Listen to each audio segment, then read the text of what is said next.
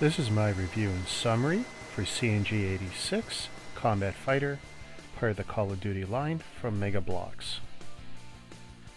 This set has 652 pieces, was geared toward builders ages 10 and up. With over 11 bags, there was a lot of sorting, and almost all of these parts look the same.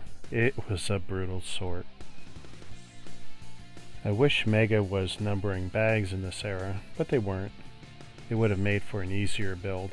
Not that this was difficult, it wasn't, just time consuming to do the sort. It took me about 4 hours across 2 sessions to complete this build, and it was an enjoyable build, even learned a little bit. Mega definitely has a few quirks with some of their building techniques. Of course, they do have some unique parts that Lego and other manufacturers don't. So taking that into account, you do learn something every time you build a sizable Mega Bloks set like this. And it almost makes me wish I could find some of these unique parts in Lego, since I have a lot more Lego.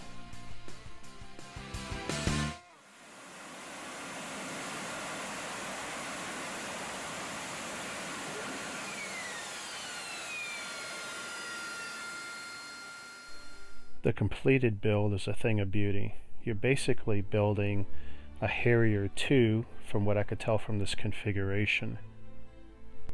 Depending on what side of the pond the original aircraft was made, it was either made by McDonnell Douglas Boeing in the US or by British Aerospace in the UK. So from Wikipedia, the Harrier 2 is a single-engine ground attack aircraft that constitutes the second generation of the Harrier jump jet family, capable of vertical or short takeoff and landing, VSTOL. The aircraft was designed in the late 70s as an Anglo-American development of the British Hawker Siddeley Harrier, the first Operation VSTOL aircraft. The aircraft is primarily employed on light attack or multi-role missions ranging from close air support of ground troops to armed reconnaissance. So now that I have a little bit better understanding for the inspiration for this design, what do I think about this set?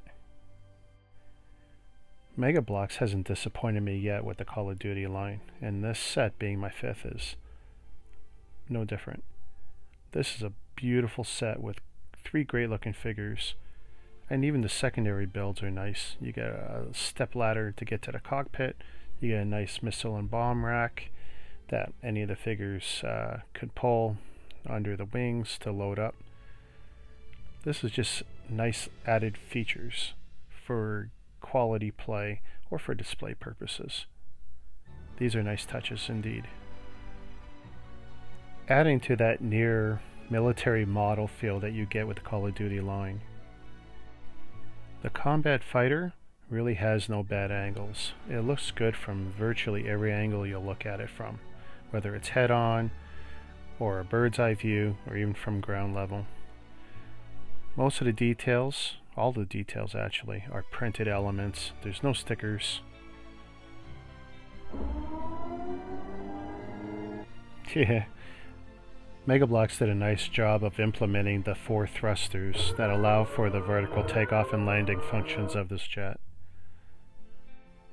The cockpit is a single molded piece with 2 clear inserts. Another nice add-on, adding to the realism of this set.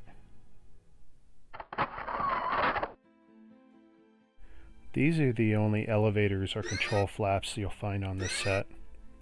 For whatever reason, Mega didn't implement them on the larger wings.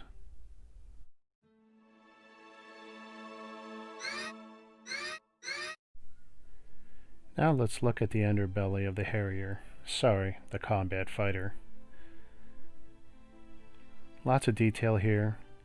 All the landing gear you'd expect, missiles, and the bomb racks. Yes, they do fold away nicely. This one takes a little more work, and you gotta get it just right or it doesn't fit. And the light that's on the landing gear, kind of a pain. Easy to forget. And again, Mega did do a nice job implementing the 4 thrusters.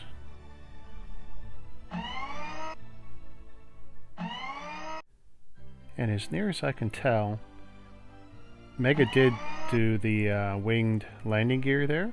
Pretty realistic from what I've seen from some aerial footage. This build is probably one of the most solid builds I've ever made of anything. Lego, Mega Bloks, you name it, it is solid. And very swooshable.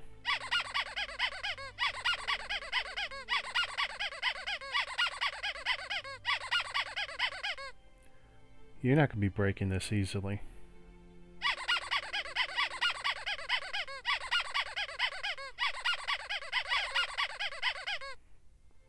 While making this video though, I did find an opportunity to modify the set.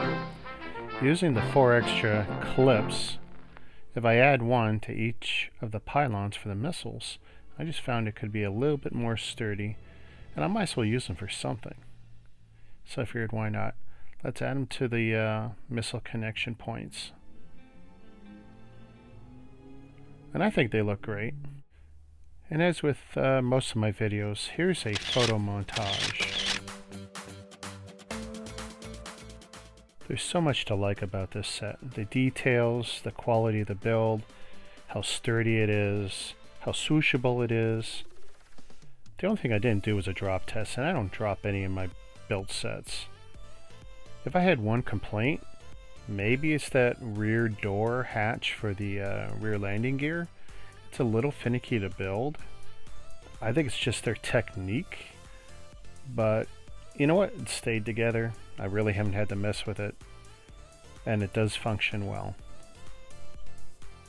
Maybe if I'm looking for a real complaint, how about the pilot trying to fit into the cockpit? That was brutal. It's a really tight fit, and he just barely fits. I know some people actually remove the cockpit piece altogether to fit him in. I didn't have to do that. Well, I guess it's time to go.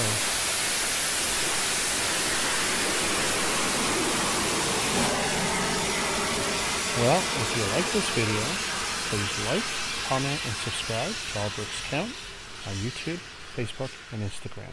Thank you.